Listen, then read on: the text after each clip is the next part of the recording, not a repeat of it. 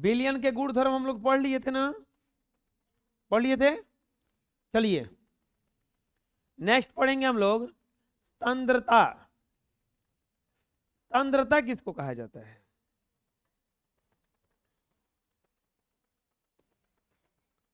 सांद्रता किसको कहा जाता है? सब्जी उब्जी में नमक डालें कबो? पार्टी उटी हुआ होगा, कुछ बनाए होंगे अपने से, कबो बेसी नमक डाल देते हैं, कबो कम डाल देते हैं, कबो बहुत कम डाल देते हैं। सांद्रता उसी प्रकार का होता है। देखिए यहाँ पे, जैसे किसी बिलियन के एक निश्चित आयतन में या भार में उपस्थित विलेय की मात्रा को उसका सांद्रता कहते हैं। अब मतलब क्या हुआ कि आप एक गिलास पानी ले लीजिए और उसमें आपको नमक डालना है, एक निश्चित, और पीना है उसको अगर, तो एक निश्चित मात्रा में ही डालना होगा उसको। ये नहीं ना कि कतनो उठा के डाल दिए आधा किलो, ऐसा तो होगा नहीं। तो किसी बिलियन के एक निश्चित आयतन या भार में उपस्थित विलेय की मात्रा को उसका सांद्रता कहते हैं। कोई भी बिलियन रहेगा उसमें कितना विलेय घुलेगा, कितना विलेय उसमें घुलेगा, कितना उसका मात्रा घुलाना है, कितना उसका कैपेसिटी है, उसी को क्या कहा जाता है? सांद्रता कहा जाता है। क्या कहा जाता है? सांद्रता कहा जाता है। किसी बिलियन के एक निश्चित आयतन या भार में उपस्थित विलेय की मात्रा को बिलियन की क्या कहते हैं? सांद्रता कहते हैं। हर चीज का सांद्रता बराबर नहीं होता है। जैसे अगर आपको एक गिलास पानी में नमक घोलना हो पीने लायक और चीनी घोलना हो, तो नमक ज्यादा डालना होगा कि चीनी ज्यादा डालना पड़ता है? चीनी ज्यादा डालना पड़ता है। नमक थोड़ा समय भी क्या हो जाता है? हो जाता है वो। तो ऐसा नहीं है कि हर चीज बराबर डालेंगे तो हो जाएगा, लेकिन जितना उसको डालना जरूरी होता है वही उसका क्या कहलाता है? सांद्रता कहलाता है। जैसे आप सब्जी बना रहे हैं, दाल बना रहे हैं, दाल में कितना नमक पड़ेगा तो ये इसकी सांद्रता पर निर्भर करेगा, आपकी कैपेसिटी पर भी निर्भर करेगा। ठीक है। तो किसी बिलियन के निश्चित आयतन या भार में उपस्थित विलेय की मात्रा को उस विलेयन की सांद्रता कहते हैं। बोलो, किसी बिलियन के एक निश्चित आयतन या भार में उपस्थित विलेय की मात्रा को उस बिलियन की सांद्रता कहते हैं। कोई भी बिलियन रहेगा उसमें कितना विलेय घुल सकता है, कितना कैपेसिटी है, उसी को क्या कहा जाता है? सांद्रता। क्या कहा जाता है? अरे बोलो। किसी बिलियन के एक निश्चित आयतन में, मतलब निश्चित आयतन मतलब 1 लीटर पानी में कितना उसमें नमक घुल सकता है, 1 लीटर पानी में कितना चीनी घुल सकता है, उसी को उसका क्या कहा जाता है? सांद्रता कहा जाता है। अब सांद्रता के आधार पर बिलियन को बहुत प्रकार से बांटा गया, 3 प्रकार से बांटा गया। किस प्रकार से बांटा गया? 3 प्रकार से। कौन कौन? एक होता है संतृप्त बिलियन। कौन सा बिलियन? संतृप्त बिलियन। दूसरा होता है असंतृप्त बिलियन, असंतृप्त बिलियन। और तीसरा होता है अति संतृप्त बिलियन, अति संतृप्त बिलियन। बिलियन के सांद्रता के आधार पर कितने प्रकार से बांटा गया है? 3 प्रकार से बांटा गया है। कितने प्रकार से बांटा गया है? 3 प्रकार से। असंतृप्त बिलियन, असंतृप्त बिलियन, अति संतृप्त बिलियन। कौन कौन सा? संतृप्त, असंतृप्त, अति संतृप्त। पूछेगा कोई कि बिलियन को सांद्रता के आधार पर कितने आधार में बांटा गया है? प्रकाश का बोलो। कौन कौन? संतृप्त, असंतृप्त, अति संतृप्त। संतृप्त, असंतृप्त, अति संतृप्त। संतृप्त, असंतृप्त, अति संतृप्त। समझ में आ जाएगा? बिलियन को सांद्रता के आधार पर कितने आधार बांटा गया है? 3 आधार पर बांटा गया है। कितने बार आधार पर बांटा गया है? 3 आधार पर बांटा गया है। संतृप्त बिलियन, सैचुरेटेड सोल्यूशन, असंतृप्त बिलियन, अनसैचुरेटेड और अति संतृप्त सुपर सैचुरेटेड। अब इसको साधारण भाषा में हम तीनों एक के बारे में समझा दे रहे हैं। मान लीजिए आप ऊंट को देखिए ना, एगो कहावत आता है ऊंट के मुंह में जीरा, ऊंट के मुंह में जीरा। इसका मतलब क्या हुआ कि जितना चाहिए उसे बहुत कम दे रहे हैं, जितना चाहिए उससे बहुत कम दे रहे हैं। मान लीजिए आप 500 ग्राम दूध पी लेते हैं, कितना, आधा किलो पी जाते हैं। आपको खाली कितना दिया जाए, 50 ग्राम लो। ये भी तो हो सकता है, ये भी हो सकता है कि आपको पूरा का पूरा कितना मिल जाए, 500। ये भी तो हो सकता है कि आप 700 ग्राम भी। अच्छा, कैपेसिटी से ज्यादा भी आदमी खाता है कि नहीं खाता है? एक समय आता है कि अब लगता है कि नहीं अब नहीं खाना चाहिए, तन ये कुछ और बढ़िया दिख गया, अरे तनकी से तो खाना ही पड़ेगा। होता है नहीं सा? एक आदमी होता है कि वो जितना खाना चाहिए उतना नहीं मिला उसको, जितना खाना चाहिए उतना का तो एकदम सब तनकी से मिला एकदम। एक होता है कि जितना चाहिए उतना मिल गया, जितना चाहिए उतना मिल गया। एक होता है कि जितना चाहिए उतना तो मिलबे किया, फिर और ही ऊपर से ढकेल लिया। 3 प्रकार का हो गया। जितना चाहिए उतना अगर मिल गया तो संतृप्त हो गया, हाँ अब ना खाए भो, पेट भर गया। कहता है आदमी ना, दाल भात सब्जी मिले तो आदमी भर पेट खाता है, पूरा ठूस ठूस के नहीं खाता है उसको। होता है नहीं सा? अगर छूछे भात मिल जाए तो किसी भाग लेके छोड़ देता है, हो गए हो गए। चाहे कुछ ऐसा भी चीज होता है कि एकदम तनकी से लेता है, ना ना ना बस बस एक से ज्यादा रखे। होता नहीं सा? एगो कुछ ऐसा भी होता है कि एकदम खाते चलो खाते चलो, फिर खीस भी बढ़ता है कि पेटवा जल्दी भर गए हमारे और खिले रहती। तो 3 प्रकार का होता है। अगर जितना चाहिए उतना मिल जाए तो क्या है वो, संतृप्त। जितना चाहिए उतना मिल जाए तो क्या है, जितना चाहिए उससे बहुत कम मिला तो क्या कहलाएगा वो, असंतृप्त। और जितना चाहिए उससे भी ज्यादा मिला तो क्या कहलाएगा वो, अति संतृप्त। जितना चाहिए उससे ज्यादा अगर मिला तो क्या कहलाएगा ये, अति संतृप्त। तीनों समझ में आ गया क्या क्या है? संतृप्त का मतलब बताओ, फुल, उससे अब ज्यादा नहीं और कम भी नहीं है, संतृप्त है, संतुष्ट है। असंतृप्त में क्या होगा, जितना चाहिए उतना मिला ही नहीं, वो जो खाना खाए आके घरे भी खा रहे हैं, पेट नहीं के भरल। और अति संतृप्त में जितना चाहिए उससे, अब चलते हैं बिलियन के पास। अगर किसी बिलियन में, मान लीजिए 1 बाल्टी पानी ले लीजिए और उसमें कैपेसिटी है कि 12 केजी नमक को घुला सकता है। कितना घुला सकता है, 12 केजी नमक को घुला सकता है। आप इसमें डाल रहे हैं कितना, केवल 500 ग्राम।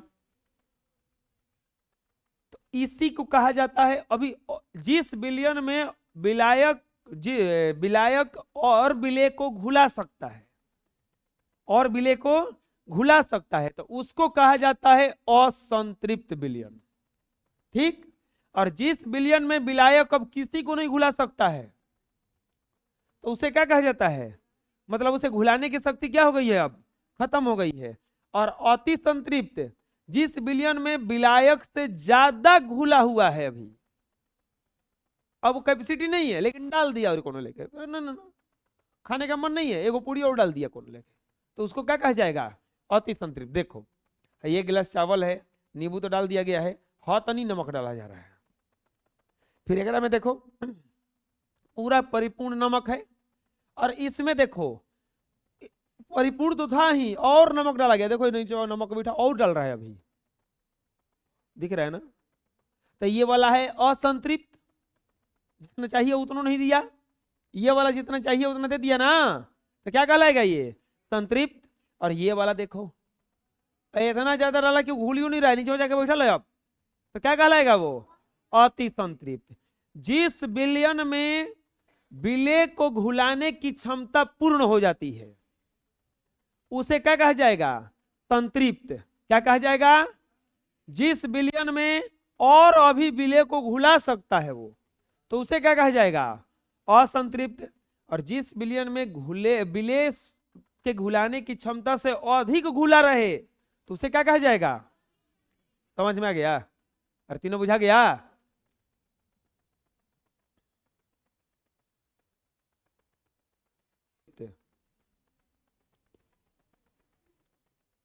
नेक्स्ट,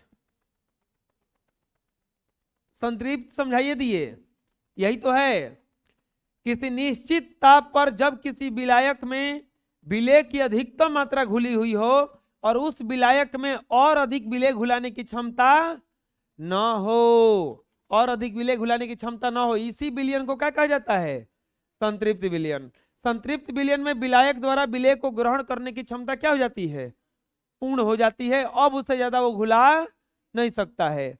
जो भी अब घुलाना है उसको क्या कर लिया है? वो घुला लिया है, अब उससे ज्यादा वो घुला नहीं सकता है। तो जिस विलयन में क्षमता पूर्ण हो जाए, अब उससे ज्यादा नहीं घुला सकता है, तो उसे क्या कहा जाता है? संतृप्त। क्या कहा जाता है? संतृप्त। बोलो, किसी निश्चित ताप पर किसी विलायक में विलेय की अधिकतम मात्रा विलेय हुई हो तथा उस विलायक में और अधिक विलेय घुलने की क्षमता न हो तो इस विलयन को उस विशेष ताप पर संतृप्त विलयन कहते हैं। मतलब जितना घुलाना है उतना घुला रहे, उससे ज्यादा घुलाने का कैपेसिटी न हो तो उसे ही क्या कहते हैं? संतृप्त विलयन। संतृप्त विलयन में विलय को द्वारा विलेय को ग्रहण करने की क्षमता क्या हो जाती है? पूर्ण हो जाती है। क्या हो जाती है? पूर्ण हो जाती है। समझ में आ रहा है? अगला आता है असंतृप्त। समझाइए किए, किसी निश्चित ताप पर विलयन में यदि विलेय की कुछ और मात्रा घुल सकती है तो इस विलयन को उस विशेष ताप पर विलेय असंतृप्त विलयन कहते हैं। और अभी घुल सकता है, और अभी घुल सकता है। जैसे देखो यहाँ पे ये बहुत कम घुलाया गया है, ये बहुत ज्यादा घुलाया गया है, इसमें तो बहुत ज्यादा घुलाया गया है। देखो इसमें बहुत सारा बैठा हुआ है ना, तो जिसमें और अधिक भी घुल सकता है। संतृप्त में क्या हो रहा था कि अब घुल होता है ना कि अब नहीं खा सकते हैं, बस अब नहीं घुला सकते हैं, बस। तो नहीं घुला सकते हैं तो क्या कहलाएगा? वो संतृप्त। और अभी घुला सकता है। बोलो, किसी निश्चित ताप पर विलयन में यदि विलेय की कुछ और मात्रा घुल सकती है तो इस विलयन को उस विशेष ताप पर असंतृप्त विलयन कहते हैं। और अधिक घुल जाएगा तो क्या कहलाएगा? असंतृप्त विलयन। और अधिक घुल सकता है तो क्या कहलाएगा? असंतृप्त विलयन। और नहीं घुल सकता है तो क्या कहलाएगा? संतृप्त। क्या कहलाएगा? असंतृप्त विलयन के प्रकार। असंतृप्त विलयन दो प्रकार का होता है। कितने प्रकार का होता है? दो प्रकार का होता है। एक होता है तनु विलयन और एक होता है सांद्र विलयन। एक होता है तनु विलयन और एक होता है सांद्र विलयन। एक होता है तनु विलयन, एक होता है सांद्र विलयन। एक होता है तनु विलयन, एक होता है सांद्र विलयन। असंतृप्त विलयन के प्रकार। असंतृप्त विलयन कितने प्रकार के होते हैं? दो प्रकार के, तनु विलयन और सांद्र विलयन। तनु विलयन और सांद्र विलयन। तनु क्या है और सांद्र क्या है? सांद्रता के आधार पर विलयन कितने प्रकार का हुआ? तीन, संतृप्त, असंतृप्त, अतिसंतृप्त। संतृप्त का कोई अभी नहीं है, लेकिन असंतृप्त को प्रकार का है? दो। कौन कौन? तनु और सांद्र। तनु और सांद्र। तनु विलयन क्या है और सांद्र विलयन क्या है? मान लीजिए आप 12 गो रोटी खा सकते हैं। कौ खा सकते हैं? 12 गो। आपको 1 गो रोटी दिया गया। अब 12 गो रोटी खा सकते हैं, को रोटी दिया गया? एगो, तो ये असंतृप्त हुआ ना, असंतृप्त हुआ ना, खा सकते हैं इतना, दिया गया है इतनी, ऊंट के मुंह में जीरा। चलो किसी को दया आया और 2 गो रोटी और दे दिया, यानी कि को रोटी दे दिया, टोटल 3 गो रोटी दे दिया। तो देखो अब दोनों तो ऐसे असंतृप्त है कि नहीं है, क्योंकि कैपेसिटी कितना का है, 12 का। एक पर पहला स्थिति में 1 गो दिया गया है और दूसरा स्थिति में 3 गो। दूसरा स्थिति में, दोनों स्थिति में तो पेट तो भरेगा नहीं, कहलाएगा तो असंतृप्त। लेकिन इन असंतृप्त में भी बोलेगा कि नहीं नहीं कुछ तो खाने को दिया, वो तो दे भी नहीं किया सफा, ये को खाली रोटी दिया। इसका मतलब ये वाला अब कौन कहलाएगा, तनु। क्या कहलाएगा, और ये वाला क्या कहलाएगा, समझ में आ गया थोड़ा सा क्या है। मतलब क्या है कि घुला सकता है और ज्यादा, लेकिन बहुत कम डाला गया है, तो तनु में जाएगा। वो किस में जाएगा, तनु विलयन में।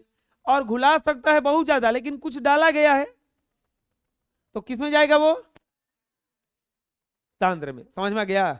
चलो अभी देखो, मान लो कि खा लिया 5 गो रोटी, को रोटी दे दिया गया 5 गो। तो अब अगर देखा जाएगा कि अब ये 1 रोटी को हटा करके पहला स्थिति में 3 दिया था, अब को दिया था 5, तो अब तनु हो जाएगा ना।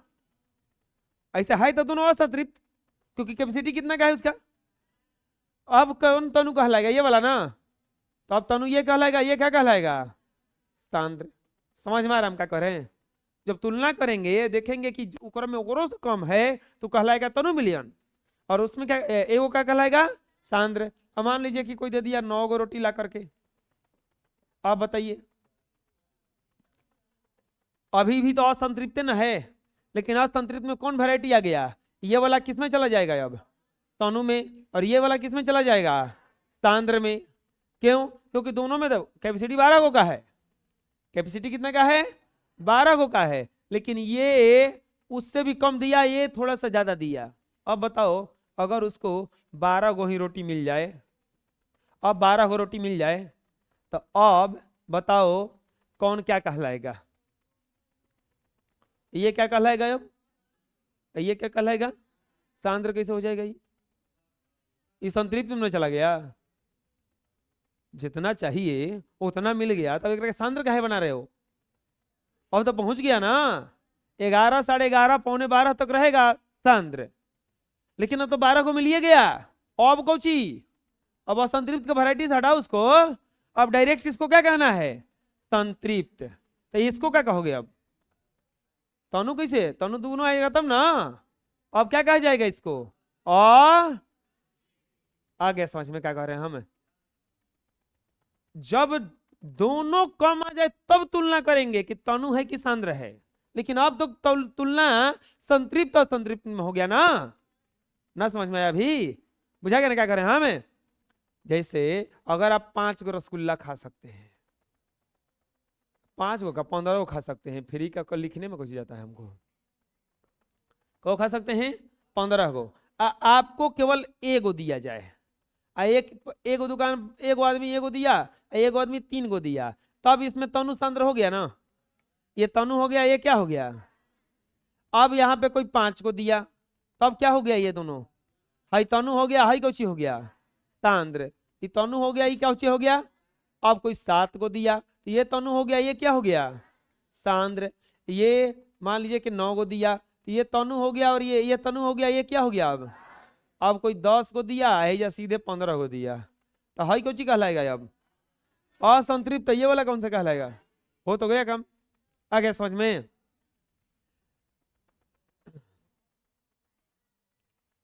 असंतृप्त विलयन कितने प्रकार का होता है, 2 प्रकार का, एक तनु विलयन होता है और एक सांद्र विलयन, एक तनु विलयन और एक सांद्र विलयन। तनु किसको कहा जाता है, किसी असंतृप्त विलयन में विलेय का परिमाण अपेक्षाकृत कम रहने पर उस विलयन को तनु विलयन कहते हैं, तनु विलयन कहते हैं। और किसी असंतृप्त विलयन में विलेय का परिमाण अपेक्षाकृत अधिक रहने पर उस विलयन को सांद्र विलयन कहते। जितना चाहिए ओकरा से बहुत कम रहे तो क्या कहलाएगा, और जितना चाहिए ओकरा से थोड़ा सा ओकरा से कम रहे लेकिन उतना भी कम ना रहे तो क्या कहलाएगा वो? ना समझ में आया? पूरा नहीं है लेकिन थोड़ा सा ज्यादा है, थोड़ा सा ज्यादा। अरे ना होता है कि चाय पीते हैं एकदम साफा जनाते नहीं है, तो तनु है जनाता लेकिन कम बा, तो कौन सी है? तंत्र है ना। देखो इसमें क्या किया गया है, इसको भी इसमें भी कुछ ना कुछ डाला गया है और इसमें भी कुछ ना कुछ डाला गया है, तो इससे तो ज्यादा है ना, इससे तो ज्यादा है ये है, तो इससे जब ज्यादा है तो ये कहलाएगा तनु और ये क्या कहलाएगा? समझ में आ जाएगा?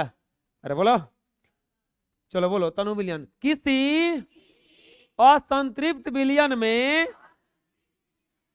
विलेय का परिमाण अपेक्षाकृत कम रहने पर उस विलयन को तनु विलयन कहते हैं। अगला सांद्र विलयन, किसी असंतृप्त विलयन में विलेय का परिमाण अपेक्षाकृत अधिक रहने पर उस विलयन को सांद्र विलयन कहते हैं। नहीं बोल रहे हैं आप? नहीं बोल रहे हैं? जस्ट चुप मत रहिए,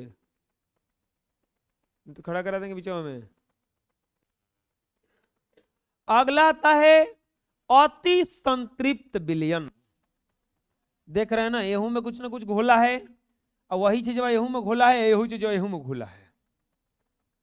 एकरा में इतना कम घोला है कि बेचारा का रंगो नहीं बढ़िया से बदल पाया, इसमें इतना घोला है कि कुछ तो बदल गया, एकरा के तो सफा क्या कर दिया है घोलते घोलते काला कर दिया है। तो एगो है तनु, एगो कुछ है सांद्र, सॉरी एगो है असंतृप्त, एगो क्या है? संतृप्त। एगो क्या है? अति संतृप्त। आपको कब लगेगा कि हम बहुत ज्यादा खाना खा लिए हैं? बहुत ज्यादा खाना खाने पर एक चीज आता है नींद, कहता है समझ लीजिए कि अब नींद लग रहा है और कुछ ज्यादा खाना खा लिए हैं, बुझा रहा है ना? ज्यादा खाना खा लिए हैं। वैसे ही अरे इतना ना चीनी डाल दो चाय में, इतना कबो कबो चीनी डाल देता है, एकदम वो लगता है कि चाय नहीं, वो पूरा चीनी का रस भी नहीं होता है, वो पूरा चीनी है। मिश्री उश्री होता है ना, मिश्री उश्री फकता है चीनी उन्हीं आदमी लेके, वो ऐसा लगता है वो, तो वो बहुत अति संतृप्त है। क्या है वो? अति संतृप्त है। तो इसका डिफिनेशन तो समझ में ये हुआ कि जिस विलयन में उसके क्षमता से भी ज्यादा विलेय घुला रहता है तो उसे क्या कहा जाता है? अति संतृप्त। अरे कोई दिक्कत है? जिस विलयन में किसी निश्चित ताप पर वह विलयन जिसमें विलेय की मात्रा उसी ताप पर संतृप्त करने वाली मात्रा से अधिक घुली रहती है उसे अति संतृप्त विलयन कहते हैं। मतलब ओकरो से ज्यादा घुला रहे तो उसे क्या कहते हैं? अति संतृप्त। क्या कहते हैं?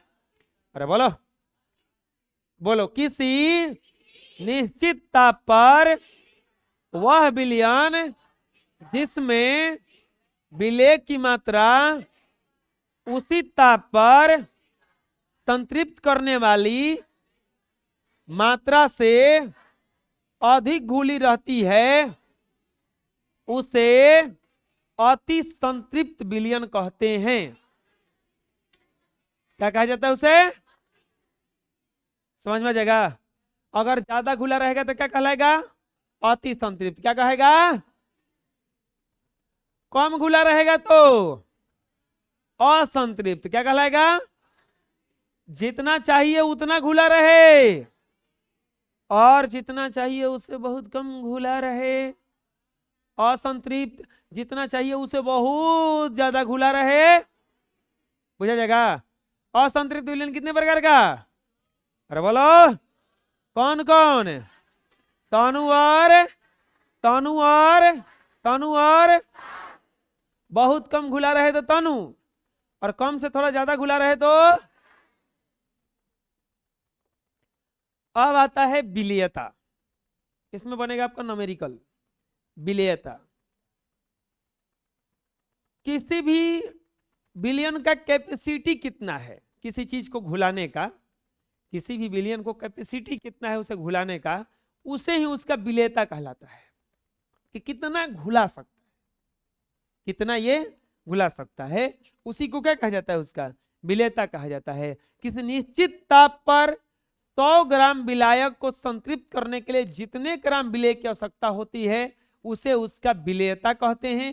और विलेयता का सूत्र होता है घुल का विलेयता बराबर विलेय की मात्रा बटा विलायक की मात्रा गुना 100। विलेय की मात्रा बटा विलायक की मात्रा गुना 100। विलेयता किसे कहते हैं?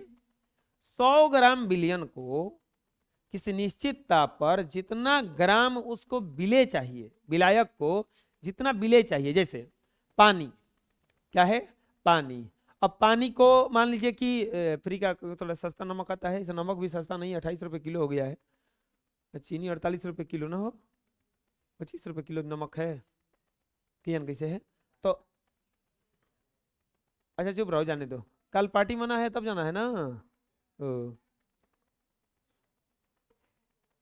कल संजय आया ना लिखवा कर, जानते हैं सर हम लोग पार्टी मनाने गए थे। बोले वाह क्या बनाया जी? तो मुर्गा भात। क्या बनाया था जाके सब? मुर्गा भात। उनके वाह कहाँ बनाया? तो कहा पहाड़ उड़ गए थे मुर्गा भात बनाने के लिए ना। बोले कि को था? तो बोला कि सर जी ढेर लोग नहीं थे, खाली 10 लोग थे।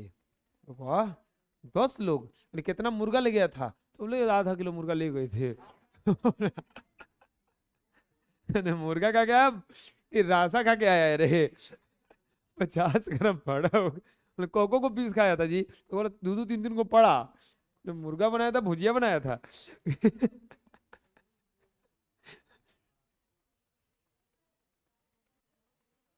आप लोगों में कोई पार्टी बनाया था मुर्गा भात का?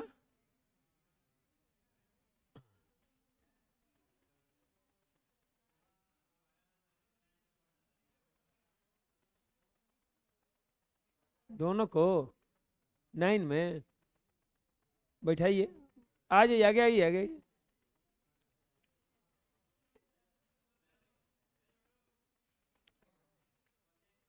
चप्पल ले लो बाबू। है हसन। हाँ, विलेयता किसे कहते हैं?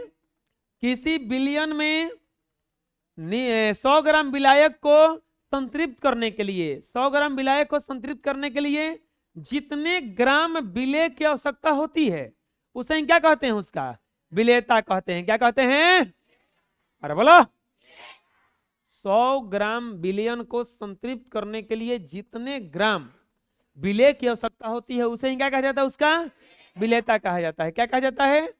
विलेयता कहा जाता है। विलेय क्या सूत्र होता है इसका? घुल के विलेयता बराबर विलयन की मात्रा बटा विलायक की मात्रा गुना 100। विलयन की मात्रा बटा विलायक की मात्रा गुना 100। विलयन की मात्रा गुना विलायक की मात्रा बटा में 100।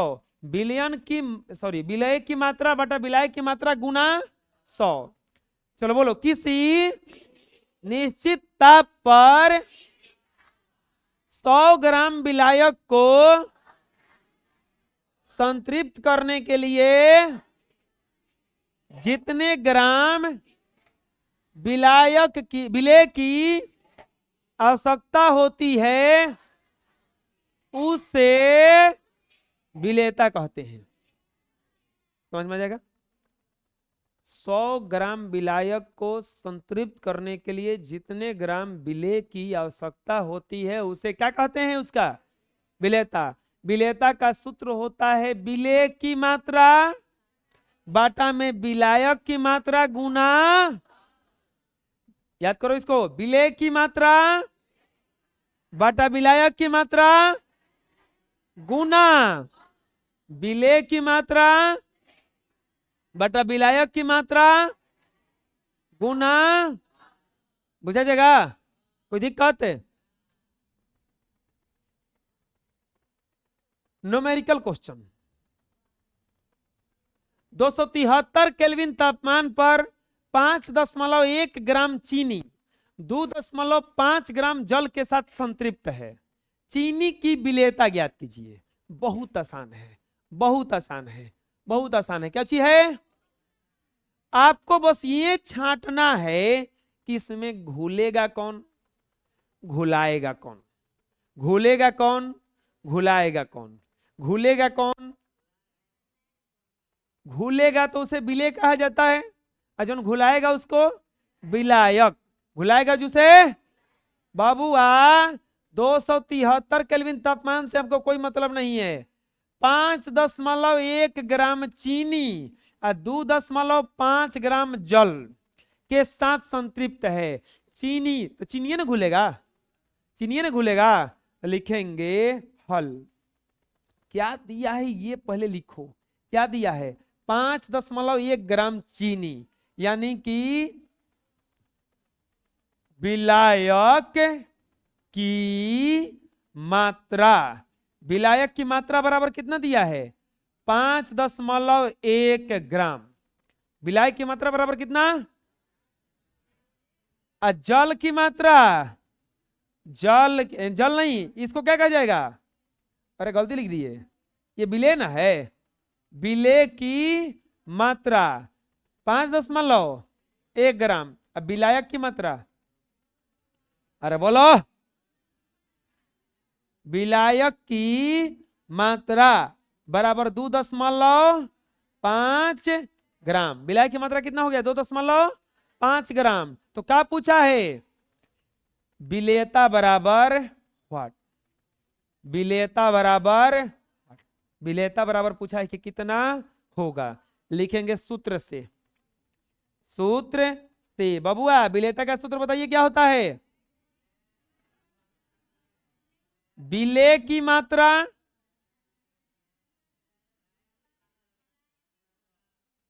बाटा में विलायक की मात्रा गुना, विलेय की मात्रा बटा विलायक की मात्रा गुना।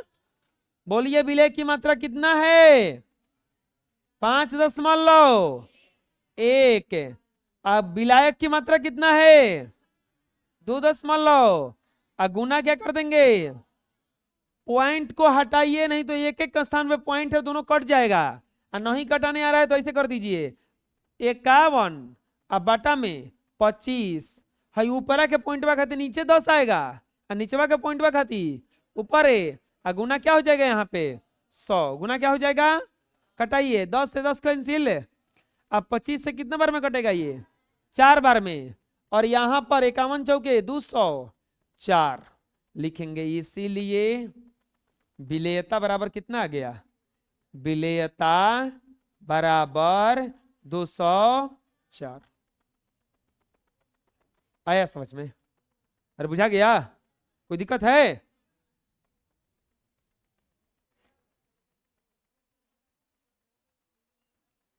देखो अगला, 293 केल्विन तापमान पर साधारण नमक की विलेयता 36 है।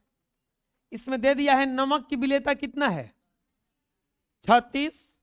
293 केल्विन तापमान पर 180 ग्राम साधारण नमक से संतृप्त विलयन तैयार करने के लिए कितने ग्राम जल की आवश्यकता होगी? क्या दिया है पहले ये खोजो।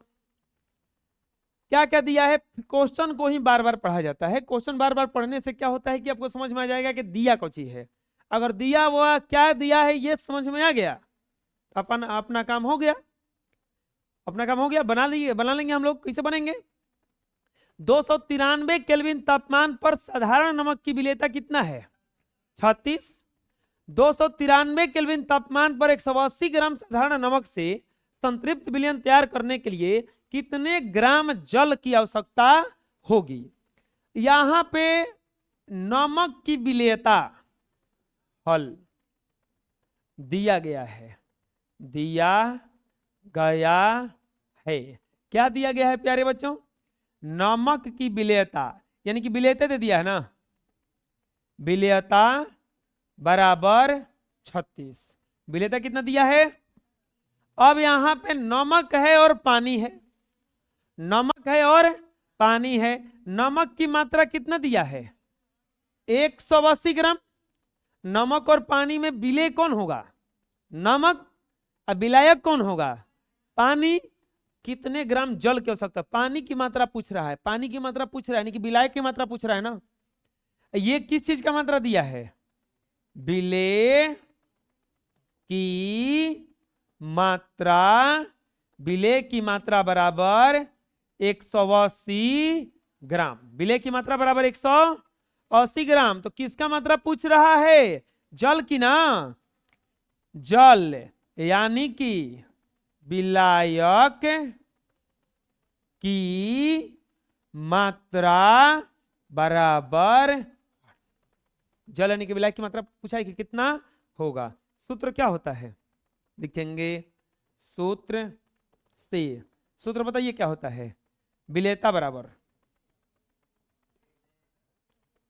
विलेयता बराबर सूत्र होता है विलेय की मात्रा, विलेय की मात्रा अब बटा में विलायक की मात्रा अगुना 100।